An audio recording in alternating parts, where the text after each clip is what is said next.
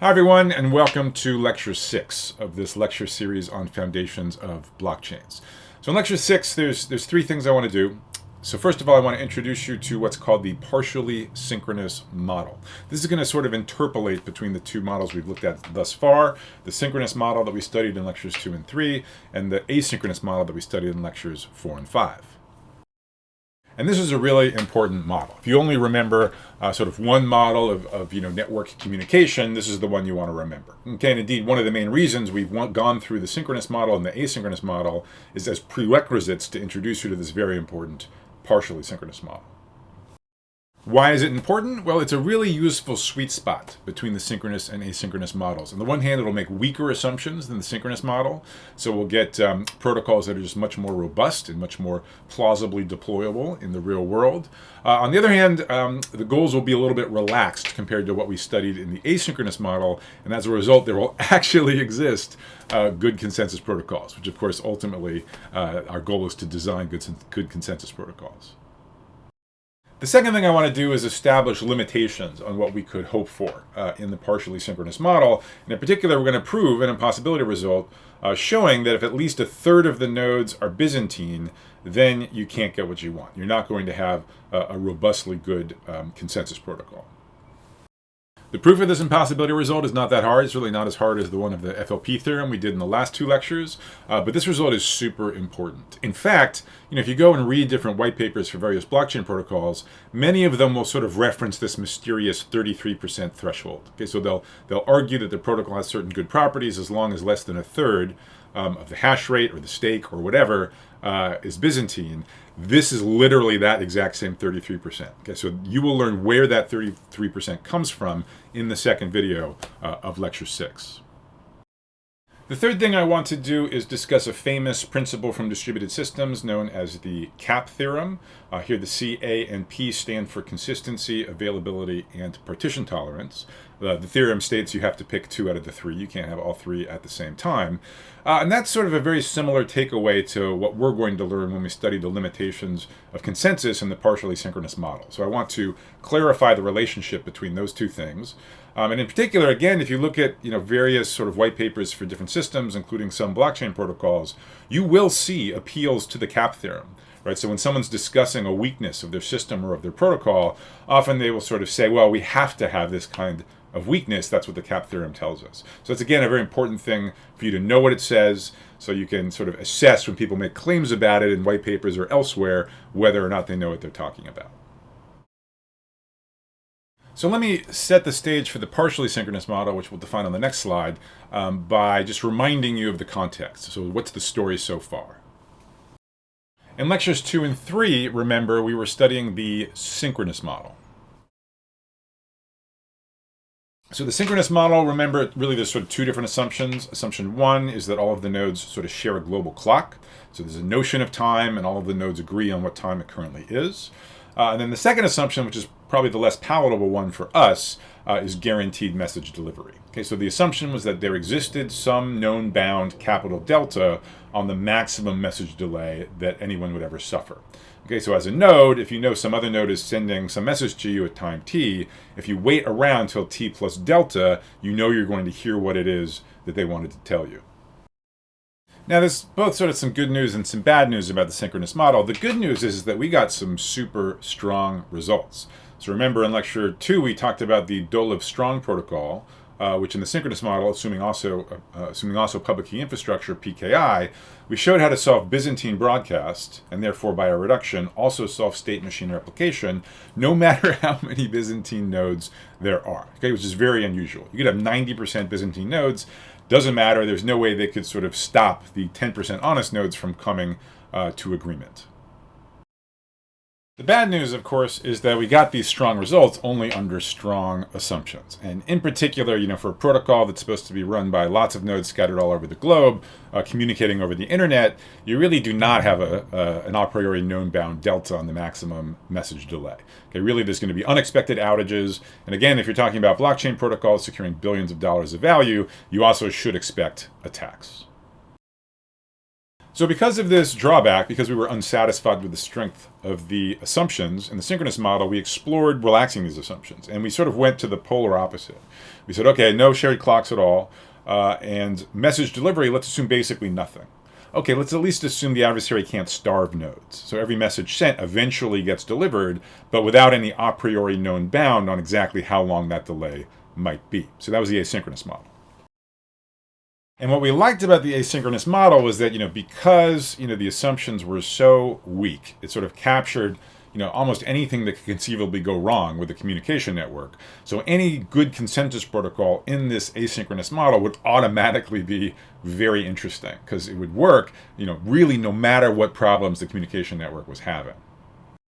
The bad news is we sort of threw out the baby with the bathwater in this model. Okay, so any positive result would have automatically been very interesting, but what we actually proved is that there are no positive results. Okay, the assumptions are so weak that you basically cannot solve Byzantine agreement, even in the presence of a single faulty node. Now, these are probably the most two natural models of communication and message delivery I think one could think about. So it's very natural to start with these two. But it's now clear that we're really not done. We're really going to need a third model of a communication network. Because remember, why are we doing all this exercise of this mathematical modeling and proving sort of theorems, positive results for protocols and possibility results, ruling out all protocols? Ultimately, what we want the mathematical framework to do is guide us toward really interesting consensus protocols that have a chance of being useful in the real world. And neither of these two models has succeeded, right? In the synchronous model, we get strong results, but sort of by abusing this sort of, false assumption that you have, bounded message delays. The asynchronous model sort of fails because there's no consensus protocols to be designed, or at least not any ones with provable guarantees in that setting. So the good news is, and the subject of this lecture is a sweet spot between the two, known as the partially synchronous model. And to motivate this model, let's remember sort of why we rejected the synchronous model and why we went to sort of asynchrony. We rejected synchronous because, there's going to be outages, and it's going to be hard to know how long those are going to last. There's going to potentially be attacks, denial of service attacks and other things. Hard to know how long those are going to last. And so synchronous protocols just weren't going to cut it. On the other hand, you think about that, it's kind of like, outages, attacks, they probably end eventually, right? It might take a day or 2 days or a fairly long period of time, but presumably they have finite length. So with that in mind, the basic idea behind the partially synchronous model is to study protocols really in two different modes. So mode number one, normal operating conditions. Okay, when there's no outages, there's no attacks, where we're comfortable using the synchronous model as a model of communication. And under normal operations, we would like a protocol to give us everything we could possibly want. Okay, so for example, whatever consensus problem you're looking at, you'd like both safety and liveness. So for state machine replication, you'd like consistency and liveness. For Byzantine agreement, Byzantine broadcast, you'd like agreement, validity, and termination. But now we also want to sort of stress test our protocols and examine how they operate under an attack. And so we will be identifying attack phase with the asynchronous model that we discussed in the last two lectures. Now the FLP impossibility result says that if we're in some sort of asynchronous phase, if we're under attack, during that time, we cannot have everything that we want. We cannot have both safety and liveness, but we'd still like to aspire to giving up as little as possible while we're under attack. So at least we keep safety, or at least we keep liveness. Now we're thinking that this attack or this outage is eventually going to end. It might take days, but at some point it's going to end. And we want to make sure that the protocol isn't sort of irrevocably screwed up by the attack. So we would like a protocol that just very quickly resumes normal operation when the underlying communication network resumes normal operation. So very soon after an attack ends, after we switch from asynchrony to a synchronous setting, we would like to then have the guarantees we expect in the synchronous setting, for example, safety and liveness. Okay, so presumably we'll have a model that has a notion of a synchronous phase and an asynchronous phase. If we wanted the simplest possible such model, we would have only two phases. So one synchronous phase, one asynchronous phase. And if you think about it, because we want to study recovery after attack, it makes sense to have the asynchronous phase first, followed by the synchronous phase. You could easily write down sort of a model that just alternates between asynchronous and synchronous phases, between attacks, normal operating conditions, and back. You can get basically the same results. You would just take this model and then chain it together a whole bunch of times with itself. Before I write down the formal model, let me just mention that this is due to Dwork, Lynch, and Stockmeyer back in 1988. So we're still in the 1980s. We're still doing classic stuff. We have at least made it to the second half, the late 80s, as opposed to the early 80s. But I promise you, if you're hungry for 21st century stuff, starting in Lecture 7, we'll be in the 21st century and we'll pretty much never look back. Okay, but this model from the late 80s is actually super important for reasoning about blockchain protocols. So the first assumption we're going to make is that same first assumption from the synchronous model. So we are going to assume that there's a shared global clock. All of the nodes have a notion of time, and it's common knowledge what time everybody's in at any given moment. And in fact, for positive results in this model, you can relax this assumption a little bit. You can allow different nodes' clocks to drift away from each other as long as there's bounded drift. So one of the things Dwork, Lynch, and Stockmeyer showed is they showed how under a bounded drift assumption, you can basically simulate a good enough approximation of a shared global clock. And obviously, the fewer the assumptions, the better, so we'd be happy to get rid of this assumption if we could. On the other hand, remember, of the two assumptions in the synchronous model, this one bothered us much less. I mean, in practice, you could imagine approaches toward ensuring that nodes have at least approximately synchronized clocks. Second, we will be assuming that there's a notion of normal operating conditions, okay, which we'll, again, identify with the synchronous model. So part of this is going to be an a priori known bound capital delta on the maximum message delay when you're operating normally, when you're in the synchronous model. So the units of delta here are in number of time steps. So, if you prefer concrete numbers, maybe think of a time step as like 1 millisecond. And capital delta maybe is like 1,000 as 1,000 or 2,000, corresponding to 1 second or 2 seconds. Those are parameters you might use in an internet context. Finally, there's some point at which an attack or outage ends, and we transition from the asynchronous phase to the synchronous phase. And that transition time is known as GST, which stands for Global Stabilization Time. And again, I want to emphasize, unlike the parameter capital delta, which is known to the protocol in advance, that is, the description of the protocol can depend on the value of capital delta, GST we assume is unknown. And so therefore, a protocol's description cannot depend on the global stabilization time. In other words, while we might be okay assuming that attacks end eventually, we don't want to pre-commit to what that time frame is going to look like. Maybe it's minutes, maybe it's hours, maybe it's days. Who knows? We want a protocol that will handle anything. Also, from a theoretical perspective, I mean, this model would be stupid if we made GST known in advance to the protocol. Really, we would not have escaped the synchronous model had GST been a priori known. Why? Because, a protocol, if it knows GST, can just wait till GST. So if it knows that GST is 6 days from now, it can say do nothing for 6 days, and then we're going to run some synchronous protocol like Dolive Strong from there. And we don't want a model that advocates that at all. So it's very important that the global stabilization time is unknown to the protocol. The protocol should work simultaneously for all possible GSTs. Another point worth appreciating is that it's not like, so GST is eventually going to happen, but when it happens, it's not like anybody notifies the nodes running the protocol that it's occurred. So as a node, at some point GST happens, nobody tells you, but nevertheless, you want to quickly resume the properties you have during normal operating conditions, for example, safety and liveness properties. So that's the gist of the partially synchronous model. You start out in an asynchronous phase. You basically start out in the middle of a potential attack. At some point that attack ends. That's global stabilization time, or GST. A protocol is supposed to work no matter what GST is, and even though the nodes are not explicitly informed when GST occurs. So nonetheless, despite the fact it's unknown and not immediately detectable, nodes running the protocol should automatically sort of start resuming operation as if they'd been in the synchronous model all along. So for example, liveness and safety conditions, should both hold very soon after the attack ends, very soon after GST. So a little more formally, the assumptions of the partially synchronous model are really, precisely encoded by some assumptions, some guarantees about message delivery. So before GST, while we're in the asynchronous phase, messages can be delayed by any amount.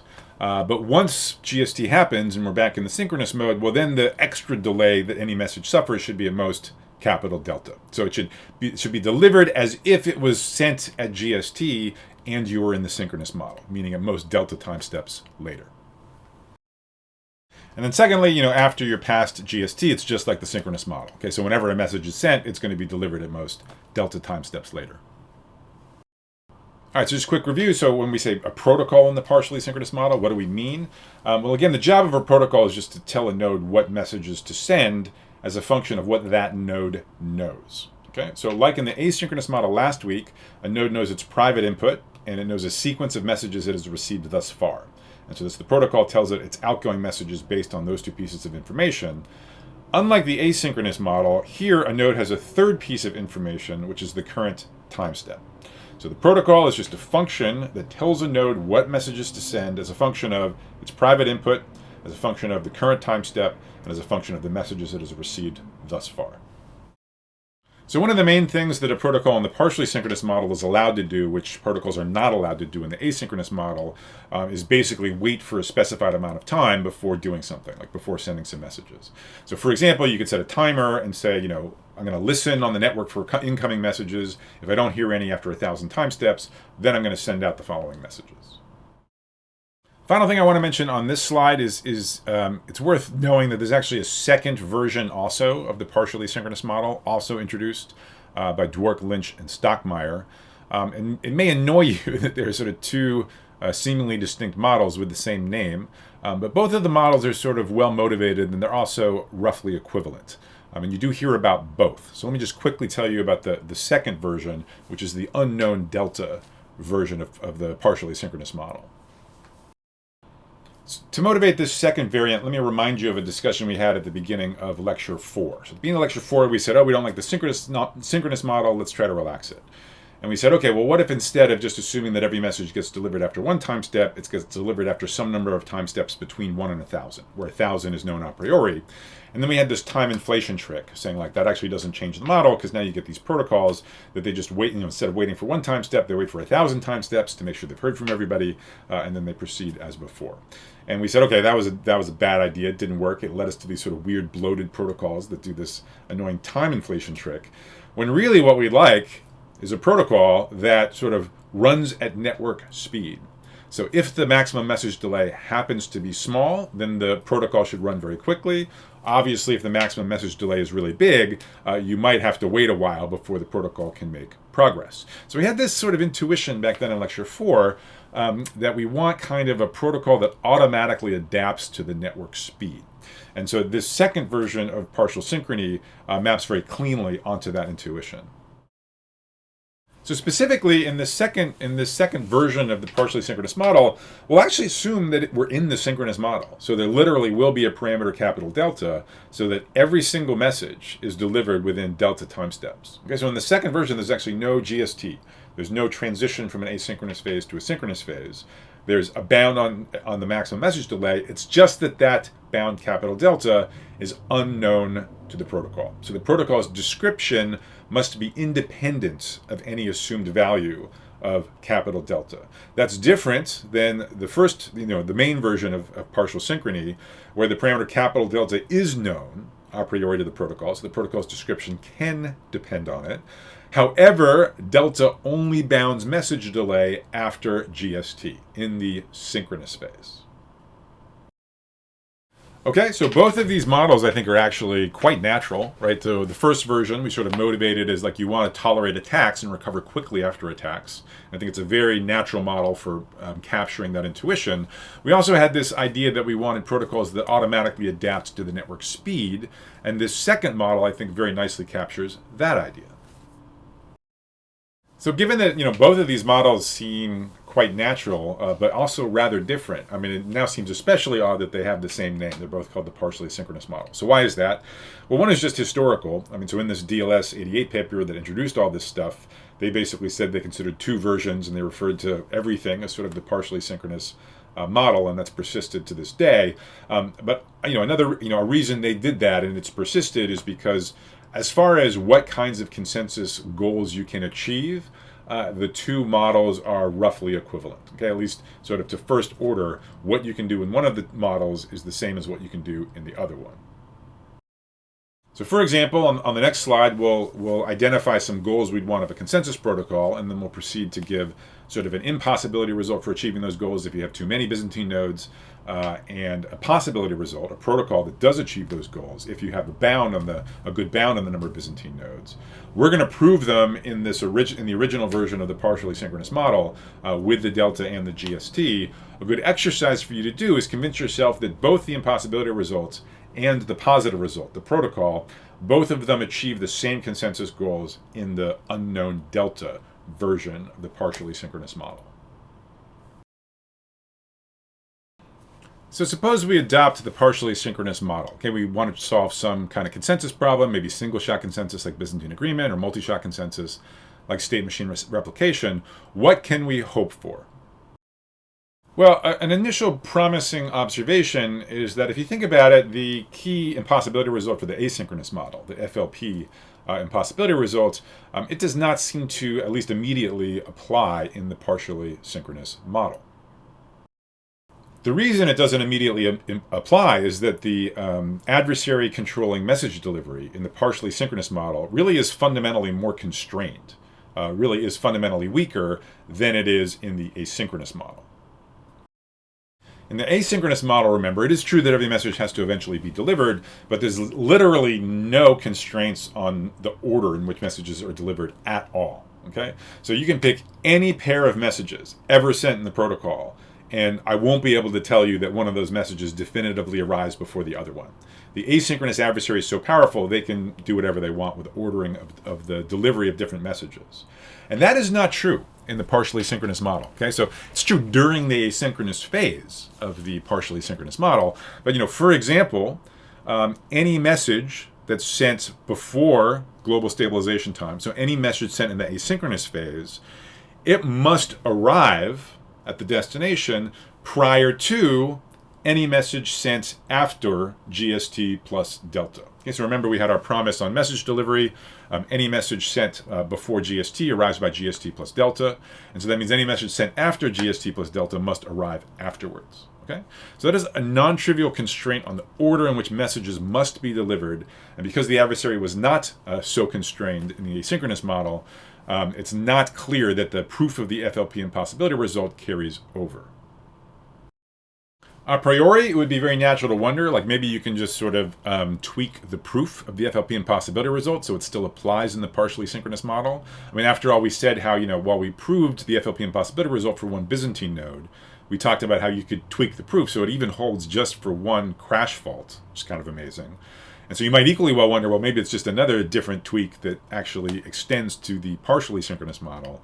But as we'll see in lecture 7, that's not the case. Okay, we're going to actually show a positive result in the partially synchronous model for attaining state machine replication that is impossible by FLP in the asynchronous model. So there really is a formal separation between the two. You really can do fundamentally more stuff under the stronger assumptions in the partially synchronous model. Despite that, the FLP impossibility result is highly relevant for the partially synchronous model because in particular it applies during the asynchronous phase, right? So if you're like trying to solve Byzantine agreement, for example, FLP tells you you're not going to satisfy termination and validity and agreement during the asynchronous phase. You have to give up on at least one of those three things. You might hold out hope that you will satisfy all three of those properties after the global stabilization time, but up to that point, FLP applies, and definitely you're not getting all three properties at the same time. Now let's actually talk through, what we mean when we say a protocol solves a certain consensus problem in the partially synchronous model. Again, consensus problems, I would think of, Byzantine agreement as the canonical single-shot consensus problem. Think of state machine replication as the canonical multi-shot consensus problem. All right, so first of all, right, we want a protocol that gives us everything we want. So for example, all the safety and liveness properties that we're interested in under normal operating conditions, including when an attack just recently finished. So in other words, not long after the global stabilization time, and again, the adversary controls when GST is. It's at some finite time, we don't know what, but not long after the attack ends, not long after the transition to the synchronous model, we would like safety and liveness to both hold. So for example, if we're talking about Byzantine agreement, we would like termination, agreement, and validity. And if we're talking about state machine replication, we'd like consistency and liveness, not long after the global stabilization time. We're never going to need to specify what we mean by not long after. I mean, you can imagine kind of more detailed research on this topic, kind of drilling down on that. But in your mind, maybe think of it as like at the very least you'd like it to be bounded above by some polynomial function of n, the number of nodes, and capital delta, the maximum message delay once you're in the synchronous phase. All right, now secondly, why stop here? Like, why not try to also have nice properties in the asynchronous phase before GST? Well, okay, so FLP tells us we can't have everything we want before the global stabilization time, so we have to give up something, but hopefully we give up only one thing. And indeed, the traditional approach to consensus in the partially synchronous model, it even sort of knows which one it wants to give up, okay, which is you traditionally give up liveness during the asynchronous phase in favor of retaining safety.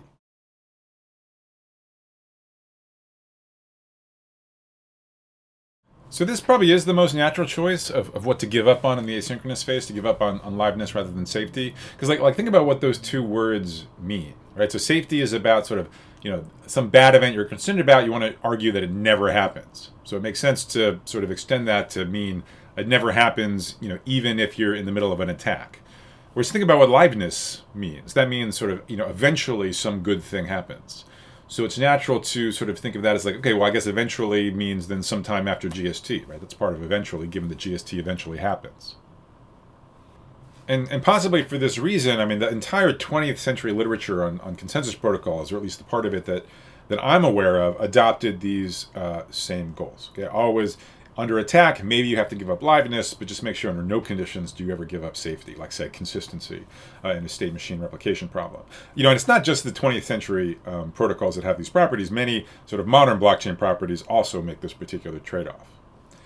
However, it's very interesting to note that longest chain consensus, as used, for example, in Bitcoin and Ethereum, actually does not make this traditional choice, because it's actually an innovation that kicked off with Bitcoin and its longest chain consensus protocol, which is under attack to actually favor liveness over safety.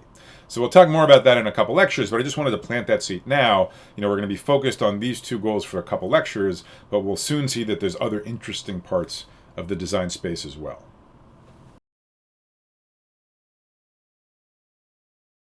So what in fact is possible in the partially synchronous model, where there's actually a super crisp characterization of exactly when you can achieve these goals and when you can't in the partially synchronous model.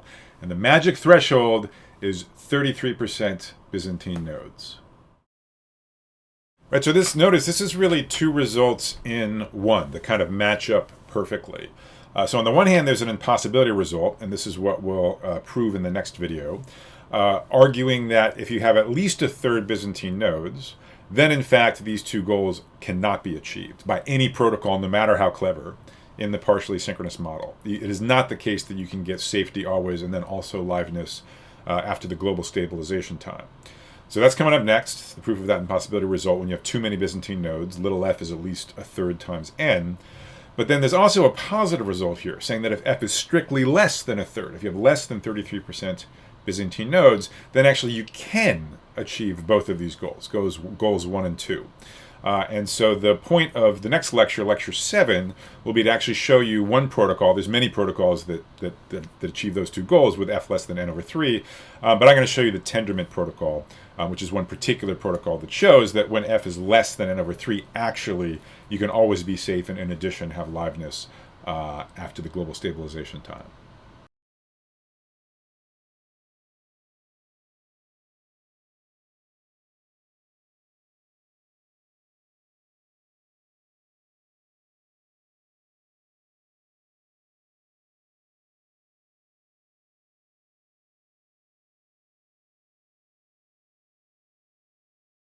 All right, so this is a very famous result. So let me say a couple things about it. This sort of threshold right at 33%. So, I wrote here f less than n third, at most a third nodes Byzantine. To me personally, that's the most natural way of writing this condition. In distributed computing, you will often see this phrased in the totally equivalent way, saying that the number of nodes n should be at least 3f plus 1. Okay, so the number of nodes overall should be at least triple the number of faulty nodes plus 1. Okay, that's the same thing as saying that you need more than 2/3 honest, less than 1/3 Byzantine. And that's a very famous inequality. I wouldn't be surprised if at some distributed computing conference people would have literally printed t-shirts where this is what it said on it. If they haven't done that, it's long overdue. So you will hear the sort of n at least 3f plus 1 among kind of distributed computing specialists quite a bit. So secondly, also in the blockchain world, if you go and read various white papers, many of them, not all of them, but many of them will be very focused on a particular 33% threshold. So like there's various proof of stake blockchain protocols which argue that their protocols work well, have sort of good provable guarantees as long as less than 33% of the stake is adversarially controlled. And this right here, this is the 33% that all of those white papers are talking about. Okay, so this is the fundamental impossibility result, which many different blockchain protocols refer to justify why they can't do even more than they do already. All right, so really, if you remember only one thing, okay, from our sort of boot camp, on the fundamentals of distributed computing that were laid down in the 1980s by the brilliant computer scientists who preceded us. If you remember only one thing, remember the partially synchronous model. Okay, first of all, remember the definition of the partially synchronous model, and remember that consensus is possible if and only if little f is less than n over 3. This is really kind of the culmination of all of our study of the classical 20th century literature on this topic. So we'll start with the impossibility result. We'll prove that in full in the next video. I encourage you to watch it. It's not as hard as the FLP impossibility result. I know some of you are kind of probably tired of the proofs and are going to skip it, so I'm going to conclude this video with one slide of intuition behind that impossibility result. So, why intuitively does it actually seem like 33% Byzantine is a very natural threshold to come up in the partially synchronous model? So we'll do that on the next slide. Okay, so what's the intuition for this famous result? That if you want to achieve consensus in the partially synchronous model, you really need to restrict to less than a third of the nodes being Byzantine. Well, actually, before I jump into that, let me point out, and you may remember, this is not actually the first impossibility result we've seen where the magical threshold between possibility and impossibility was at 1/3 Byzantine nodes. We also saw that way back in lecture 3. That's when we were talking about the synchronous model. Okay, so there was no asynchronous phase. You always had a guaranteed bound on the maximum message delay.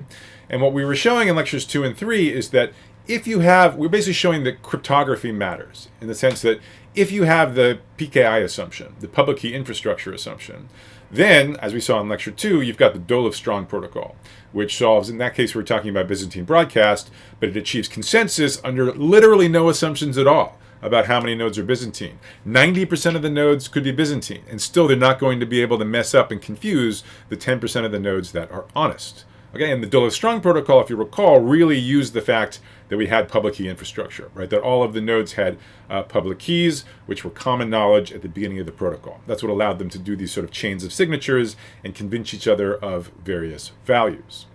The point of the impossibility result in lecture 3 then was that this cryptographic assumption, this trusted setup assumption, is really essential to getting the guarantees of the Dolev-Strong protocol. If you don't have a trusted setup, if you don't have public key infrastructure, then in fact you cannot solve Byzantine broadcast, even in the synchronous model, when a third or more of the nodes are Byzantine. And if you remember the role that the sort of lack of a trusted setup played in the proof of that impossibility result in lecture 3, that was the hexagon argument, we assumed that the Byzantine node had the capability to simulate the behavior of a bunch of honest nodes. And of course, under a PKI assumption, that might require you to forge certain signatures, which is going to be impossible, at least under the ideal signatures condition. But if you don't have a PKI, then the Byzantine nodes are perfectly capable of carrying out the simulation of honest nodes, and that was enough to get the impossibility result to go through. Now this impossibility result, okay, for the partially synchronous model, this is going to be actually quite different, and it's going to be driven by quite different forces. And the first indication that that's going to be true is that, when you see the proof in the next video, you will notice that it holds whether or not you have a trusted setup assumption, okay? You never need to worry about Byzantine nodes simulating honest nodes. That's just not going to be relevant for the proof in the next video. So it really doesn't matter whether you have PKI or not. So in other words, this impossibility result for the partially synchronous setting, that you need less than a third node's Byzantine to solve consensus, that holds whether or not you have a PKI assumption, unlike the guarantees we saw in the synchronous model in lecture 2.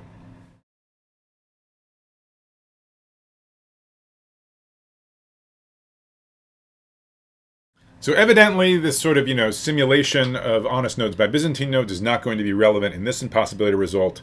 But what else we have going for us, the other possible driving force behind an impossibility result, is that we're now in the partially synchronous model. So we do not have this guaranteed bound on message delays. So what we should expect is that this impossibility result will be driven somehow by the threat of potentially unbounded message delays.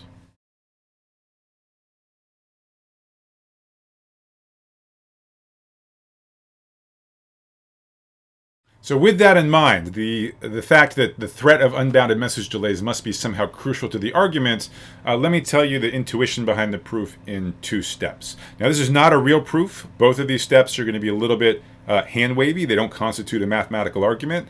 Nonetheless, I think they give you pretty accurate intuition about what's driving this impossibility result, right? So, some number of weeks or months from now, maybe you wouldn't remember the details of the proof in the next video, but I do think this sort of 2 parts of intuition, this is something actually I think you can retain for a long period of time. So when you hear about this 33% threshold, you should be able to kind of, reverse engineer, oh yeah, why was it 33%? Oh yeah, and it's going to be these 2 pieces of intuition right here.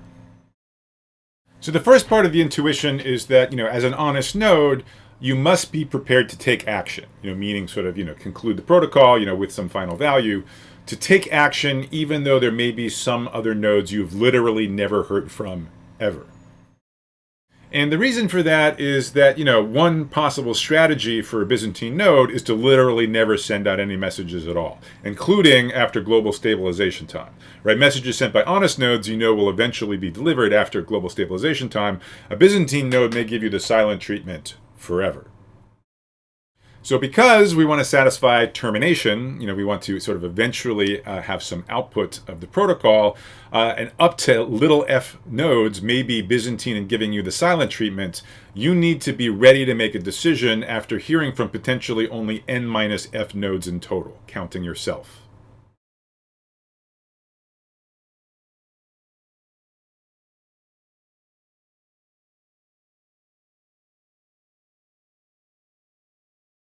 So the threat of silent treatment by Byzantine nodes forever kind of forces you as an honest node to make a decision before you might like. You have to be ready to make a decision after you've only heard from n minus f nodes, counting yourself.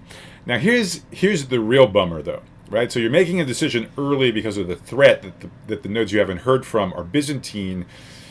But there's another possibility, which is that actually the F nodes you haven't heard from are honest, and it's just that their messages have been delayed. This is only possible if you're before the global stabilization time, but remember, the global stabilization time could be at any point in the future. You have no idea whether you've crossed it or not, so it's indistinguishable from the situation where you're before the global stabilization time and these F honest nodes are trying to send you messages. They're not trying to give you the silent treatment, they're trying to send you messages, and you just haven't waited long enough to hear them.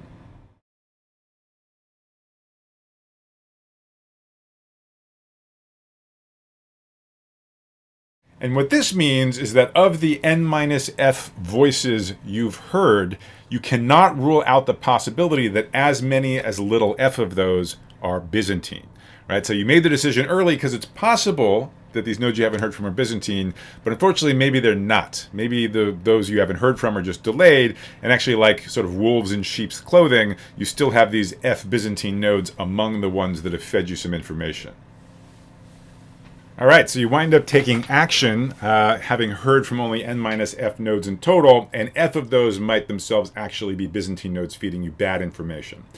And so intuitively, if 50% or more of the nodes were Byzantine and feeding you false information, intuitively that could potentially lead you astray. So it feels like to make good use of the n minus f voices you've heard from, for example, to take a majority vote, it should be that a strict majority of the nodes you hear from are in fact honest nodes.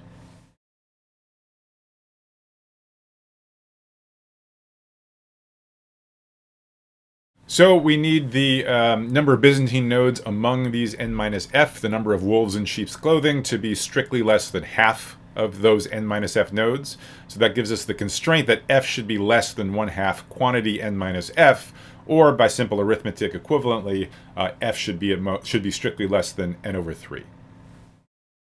So overall, with this intuition, you kind of see the teamwork that goes on between the two different flavors of adversary we're dealing with here. On the one hand, sort of the behavior of Byzantine nodes and the potential for sort of permanent silent treatment. And on the other hand, sort of the adversarial message delay, at least sort of before the unknown global stabilization time. And because those two things working against you work in tandem, in effect, each Byzantine node sort of costs you twice. Each Byzantine node kind of, in effect, cancels out the potential contributions of two of the honest nodes. Right, so in step one, the threat that these nodes you haven't heard from being Byzantine, giving you the silent treatment, that has the effect of causing you to potentially ignore contributions by honest nodes if they happen to just be delayed. So that already there you lose sort of F honest nodes just because you make a decision before you hear from them. But then you still can't rule out the possibility that the Byzantine nodes are amongst the n minus f nodes that are feeding you information. And there again, each Byzantine node can kind of cancel out an honest node, by lying about what the output is supposed to be. So at the end of the day, you sort of still need some honest nodes surviving after each Byzantine node has sort of knocked out two honest nodes from healthily participating. And so that's what gets you the f less than n over 3 threshold. So that, I hope, is some intuition. It's not a proof, but it's both fairly accurate and perhaps something you can retain moving on into the future. This is such an important result, such a fundamental result. I do think it's really important to go through the rigorous proof. So we'll do that in the next video. I'll see you there.